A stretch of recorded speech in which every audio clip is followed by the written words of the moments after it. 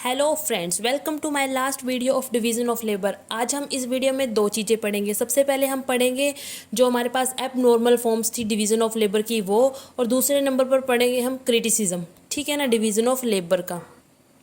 चलो फिर स्टार्ट करते हैं अब normal form of division of labour से। तब अब हमारे पास दूसरे नंबर पर कौन सी अब नॉर्मल फॉर्म है? इन एडिकेट ऑर्गेनाइजेशंस और poorly coordinated division of labour. मतलब कि जब हमारे पास division of labour poorly coordinated होगी तब हमारे पास वो जो फॉर्म होगी वो भी अब नॉर्मल फॉर्म होगी, ठीक है ना।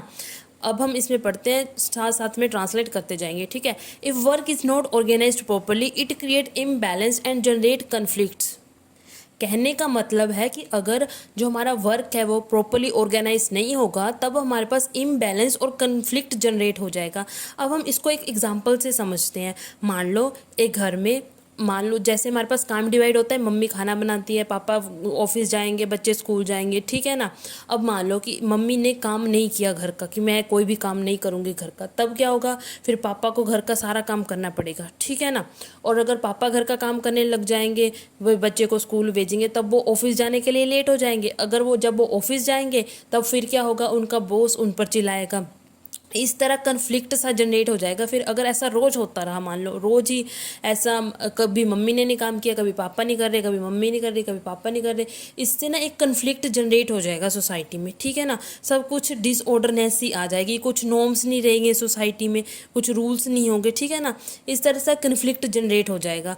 फिर इन दिस अब normal form very purpose of division of labour destroyed. जब लोग अपना काम करना ही छोड़ देंगे, कभी कर लिया कभी नहीं किया, तब हमारे पास जो डिवीजन ऑफ लेबर का वेरी पर्पस है वही सारा क्या हो जाएगा?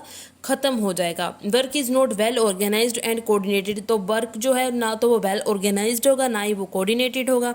Work are often engage in doing meaningless task. और लोग जो है बाकी अपना काम छोड़कर बाकी मीनिंगलेस जो चीज़ें हैं वो करने लगेंगे, ठीक है ना।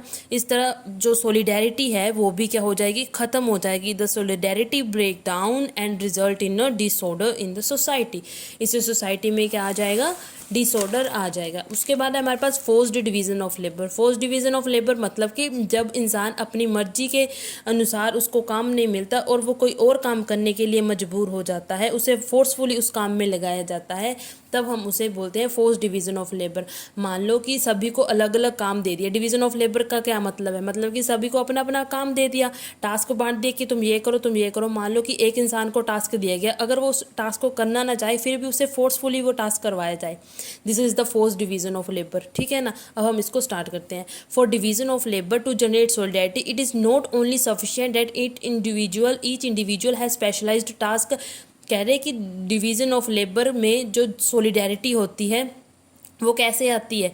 It is not only sufficient that, कि हर एक सॉलिडेरिटी ऐसे नहीं आती कि ठीक है काम को बांट दिया और सभी लोगों ने उसको परफॉर्म कर दिया, ठीक है ना। But it is also necessary that जो टास्क दिया है वो इंसान के लिए, जिसको टास्क दिया गया वो अप्रोप्रिएट है या नहीं।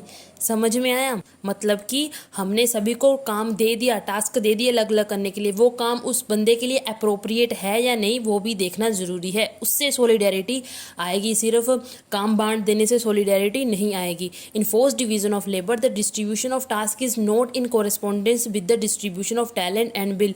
जो हमारे पास फोर्स्ड डिवीजन ऑफ लेबर होती है उसमें जो काम होता है वो इंसान की विल या उसके टैलेंट के हिसाब से नहीं दिया जाता, उससे बस फोर्सफुली करवा दिया जाता है। उस टाइम पर जो डिवीज़न ऑफ लेबर है वो सॉलिडेरिटी प्रोड्यूस नहीं कर पाते। जो फोर्स डिवीज़न ऑफ लेबर होगी वो लॉन्ग लास्टिक लंबे समय तक एकजुट नहीं बना के रख पाएगी सोसाइटी को। Such abnormal forms result in individuals becoming frustrated. तब क्या होगा? इंडिविजुअल फ्रस्ट्रेट हो जाएगा और अनहैप्पी हो जाएगा सोसाइटी से, और इस तरह हमारे पास टेंशंस, रिविलरीज, एंटागोनिज्म क्रिएट हो जाएगा सोसाइटी में, ठीक है ना। ये है हमारे पास फोर्स डिवीज़न ऑफ लेबर जो कि अबनॉर्मल फॉर्म थी डिवीज़न ऑफ लेबर की। अब हमारे पास लास्ट टॉपिक बचा है डिवीज़न ऑफ लेबर का, क्रिटिसिज्म। क्रिटिसिज्म हमें पता है कि सबसे पहले डरकाइम जो है वो सोसाइटी को ज़्यादा प्रेफरेंस देता है और इंडिविजुअल को सेकेंडरी रखता है, ठीक है ना। पहला क्रिटिसिज्म यही है कि he is criticised for being a top down theory which put interest of individual secondary to the will of society. दूसरे नंबर पर जो डरकाइम है वो सोशल फिनोमिना पर ज़्यादा एम्फेसाइज करता है रेदर देन इकोनॉमिक फैक्टर्स पर, ठीक है ना। He underplay economic factors and give undue importance to the social phenomena. The third one is he project division of labour as highly functional though he has given its dysfunction also.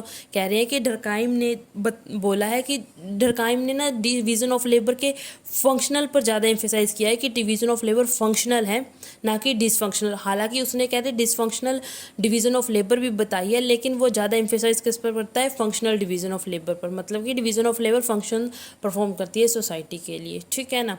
यहीं पे हम अपनी video को and करते हैं। अब हम next video में अपना अगला टॉपिक लेके आएंगे, डरकाइम का सुसाइड वाला टॉपिक। ठीक है ना।